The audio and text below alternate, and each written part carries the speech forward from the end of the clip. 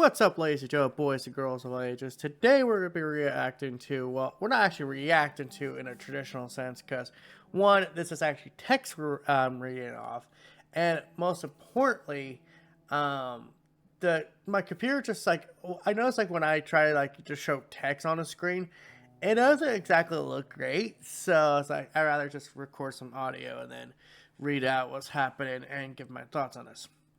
So, for the record, all this information is coming from a questionable source that's had some interesting history. I mean, this is a person that apparently at one point said that Nexus, the port developer for PlayStation, isn't working on anything for Xbox, and literally the next month they announced Helldivers 2 for Xbox, which they did actually have help from Nexus.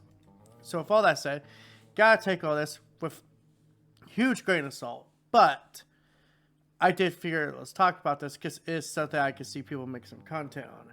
Report: Bluepoint was claimed to be pitching a Bloodborne remake before it was shuttered.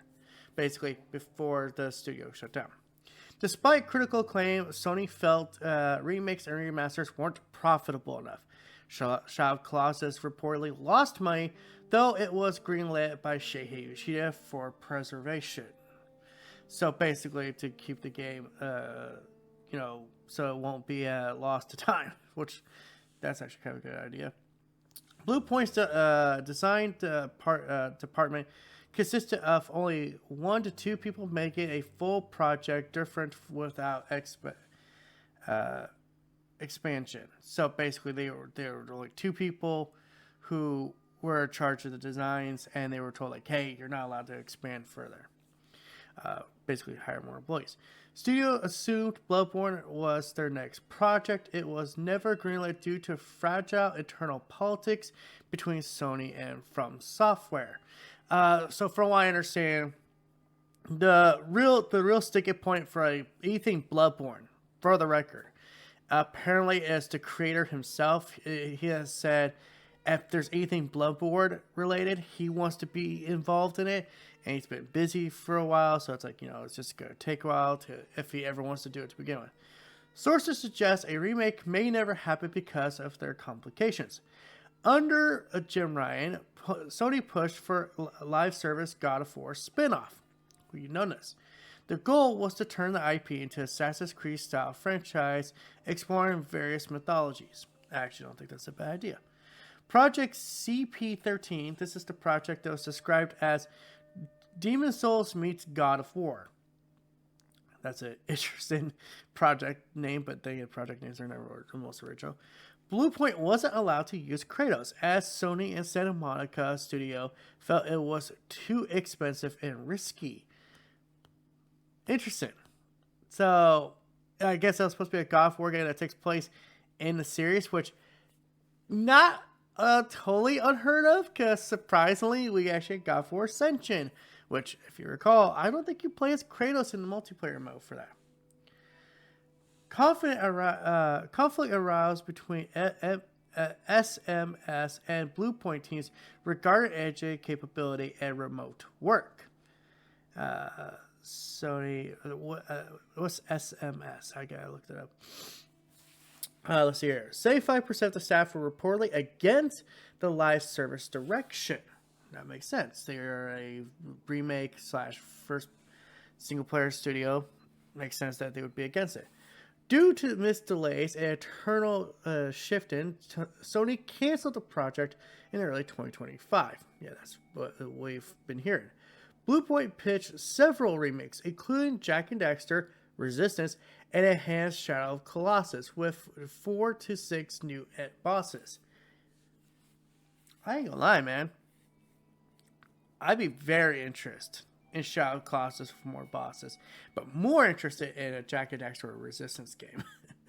A small team worked on the Bloodborne remake pitched for 2 to 3 months, but Sony again pulled the plug during negotiation. Codenamed Black Fane, a Ghost of Tsushima spin-off that Sony initially liked, the studio was given until March 2026 to prototype it. Sony announced the studio's closure and then the cancellation of Black Fane. Despite closure, studio maintained a loyal core of about 40 long-term employees who remained until the final days of March 2nd, 2026. So, if I'm reading this right, by the way, this all comes from a YouTuber, not a YouTuber, a person named Detective Seeds. Yeah, again, questionable history, but I figured this is something to talk about. So what do I think overall? First off, I don't think studios should be pitching ideas for Bloodborne anytime without the express permission of the developer who was in charge of that game. Just like, I feel like that's always kind of the thing that Sony and From Software are just going to be like stuck up about. Second thing, and I think this is actually kind of important, is I kind of see a problem with all this. And listen, I know people out there will sit there and say I am kind of being, too corporate. Some guys will say I'm being a bit of a Sony pony, but I'm noticing a problem with what they were doing. Nothing they were doing was original. Nothing they were doing was their own baby. Now listen, I will make this clear. They were picked up to do remakes. So it makes sense that's what they pitch. But it tells me that I feel like they don't have the confidence. They didn't have the confidence, to better way to put it, to make their own project. So or their own IP. So they had to look at other IPs that they have heard people say they want. I think the closest thing they came to their original IP is Shadow of Colossus, ironically enough. And Shadow of Colossus IP would kind of be up in there, and a weird kind of like up for grabs for anyone to do.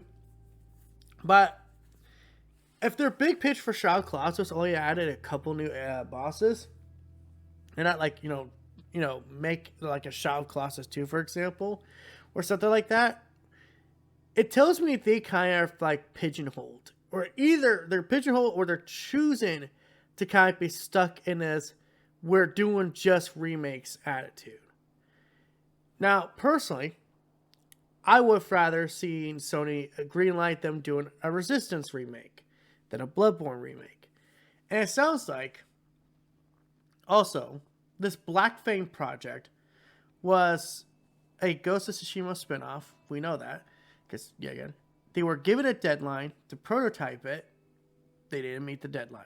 Because if they met the deadline, guess what? Sony would have not had to shut down the studio and cancel the game. Guess what? They didn't meet the deadline and the game got canceled. I think that's the closest it would actually have come to original IP. But at the same time, I don't know if Sony would greenlight that. Because first off, we gotta be 100% honest here. Whenever other studio is making a game in the same IP of another studio, you gotta wonder if there's gonna be like a conflict there.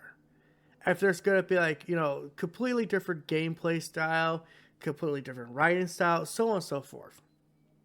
So, a part of me feels that at the end of the day, this is a situation where there are no winners. I can see why Sony shut them down. I can see why they should be around still.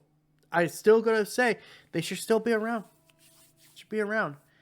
But if you don't want to branch out and make your own IP and just stick to remakes and failed life service projects, I gotta say, I don't know if you have what it takes. But then again, maybe I'm being a little harsh. I do feel like I'm being a little harsh here because obviously these people are passionate about what they do. I felt like at the end of the day, they were kind of put in a position there was no winner. It's the same thing I see with Ben, by the way. I would not be surprised, by the way, if one day we hear about Ben's studio getting shut down. Because Ben right now that's all they have right now is their IP. And even then, those IPs aren't really that valuable. Days Gone 2, we know probably will never happen because the creator of the first game is very sour on Sony. We know Splinter Cell could come back, but will it? I doubt it. And we know they're supposedly working on a new IP. It's like right there. If you're put me at the table and say you gotta cut one of these studios, you're gonna get it's a Bluepoint or Bend. And I'm like, okay, well, give me a description of these studios. Let me see their trail of work.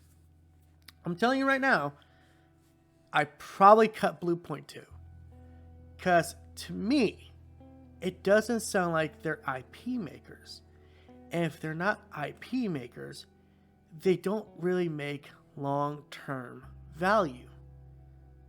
If all they can do is make remakes and remasters of games that people have already played, of IPs that belong to other studios, they don't have their own real identity. And that's my thoughts. I know some people out there will definitely disagree with me, but that's my thoughts. And you can sit there and you can call me a Sony pony, whatever you want, but at the end of the day, I feel the reason why they were shut down was a lack of identity. A lack of identity and a lack of IP.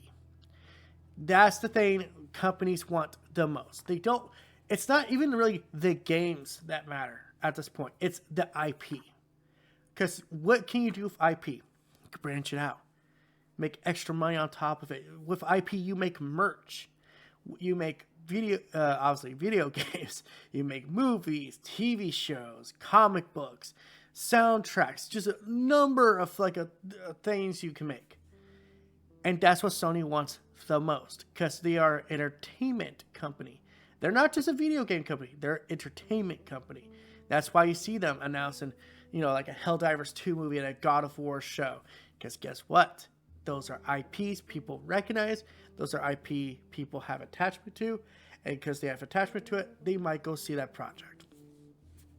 So, until next time, guys, this is That PlayStation Gamer sign out. Don't forget to like, comment, subscribe, and all that YouTube art and BS. Thank you guys for watching.